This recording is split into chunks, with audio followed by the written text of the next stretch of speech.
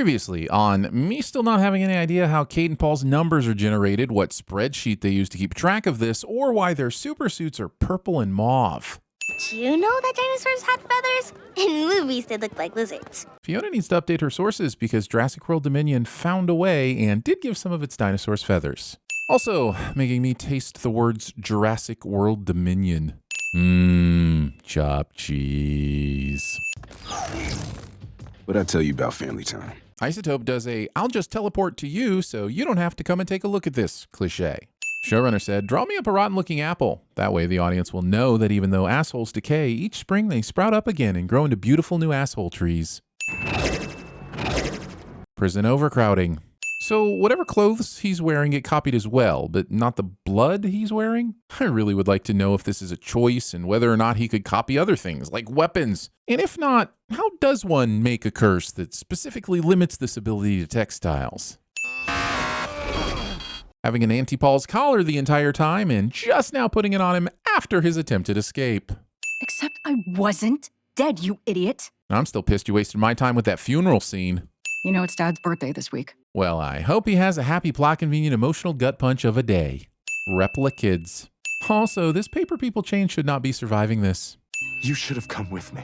You left when she was asleep and didn't even wake her to ask. It's kind of hard for her to go with you when she's unconscious. You really think I could just leave the order? They don't abandon tools they're not done with yet. Admitting to being a multi-tool. There's so many small things in your room. Ouch.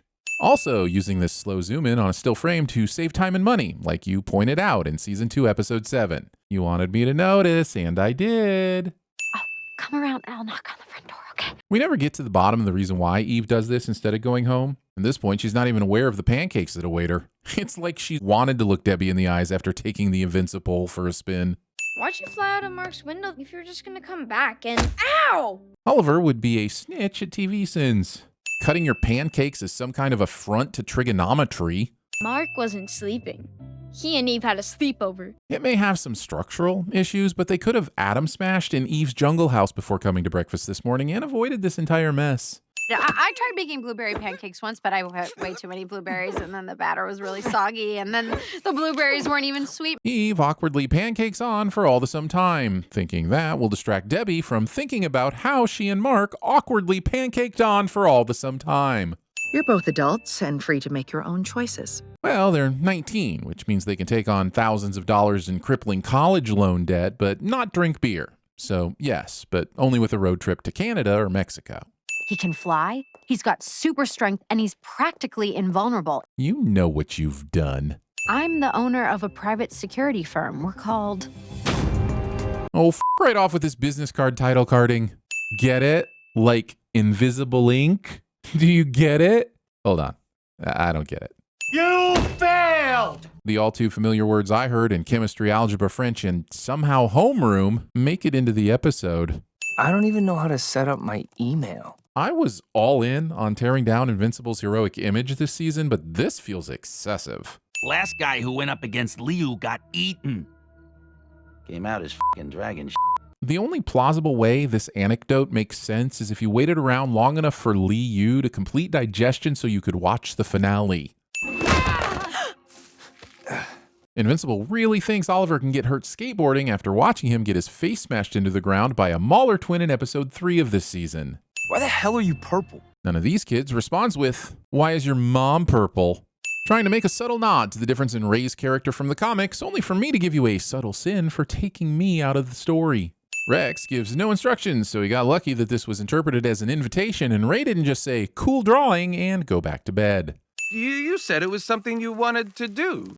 Actually, she said, I want to buy groceries, prepare a meal, and then eat it. you cut her out of the first two parts of her plan. Full disclosure, it's from a meal kit. Which in no way diminishes the effort needed. You realize this after about 3 or 4 boxes when the excitement of almost adulting wears off. You bust open that package only to realize that there's still cooking to do and decide to order Domino's instead. Blowing dust all over your date and their food. 1762? Such a good year. Very true. It was the year of the first recorded mention of the sandwich concept, which would have gotten a sin removed if it wasn't attributed to the Earl of Sandwich. My own personal Judas. Machine Head encounters an error while trying to enter Depeche Mode.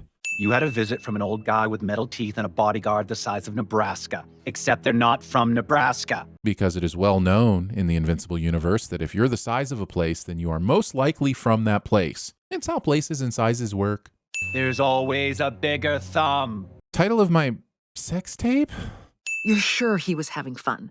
Yeah, Mom. I know what fun looks like. To be clear, the kind of fun your mother knows you're having is very different than skateboarding. Whoa. Titan. If Invincible didn't recognize Titan until he was 10 feet away, I'm going to recommend a visit to the... This is still some bullshit. If only you had an assistant with the ability to teleport you anywhere instantly. Then you could avoid living someone else's dream. Don't even start with me. Come on.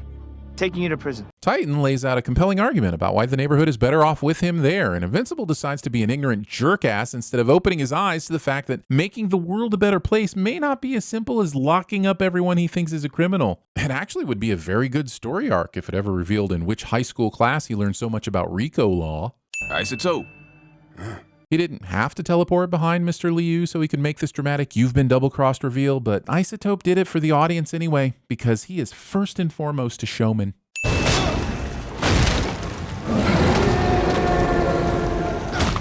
Being a dragon with a talking head that is bored under punches. You f***ing dragon! Very simple, but satisfying. And R.I.P. Titan. If there was ever a show that I know would show the death of a person falling from a very high building, it would be this one. Your quick cut back to Isotope immediately gave away the twist. We're in a relationship now. Skip. Eve can manifest matter, right? So I go with these panes of pink energy glass. Also, Dragon Man doesn't fly around the panes of pink energy glass. Straining too hard when you're trying to force out a paw is how you get a hemorrhoid. The paw in the center survives this, even though my cursory understanding of neck physics tells me his throat should have been crushed along with all the sacrificial paws. You're a fictional creature, dude. Dragon is no more fictional than the kaiju I've seen you and Omni-Man fight in previous seasons, dude. Ew. I'm taking you to jail. But he's already at the jail. Is this some kind of threat to pick Titan up and carry him 5 feet to the left? The warden thinks we did an acceptable job after I helped rebuild the damage to her prison. Letting a first-year architecture student rebuild a prison. It feels nice living with the little brother, you know? It's only been 3 months. Let's revisit this convo when your brother farts on your pillow right before bed. Oh, it's my pancakes, isn't it? For me, it's most definitely Debbie's pancakes. I'd say in terms of growing up, you're doing just fine. Premature celebration. Not explaining to me how this guy's balls aren't dry. I mean, his eyeballs. Smarter than you think, even for someone who's 50% rock. Careful, you're going to anger 100% of the rock. Doing this instead of just leaving a simple note. All this confirms is that scissoring occurred.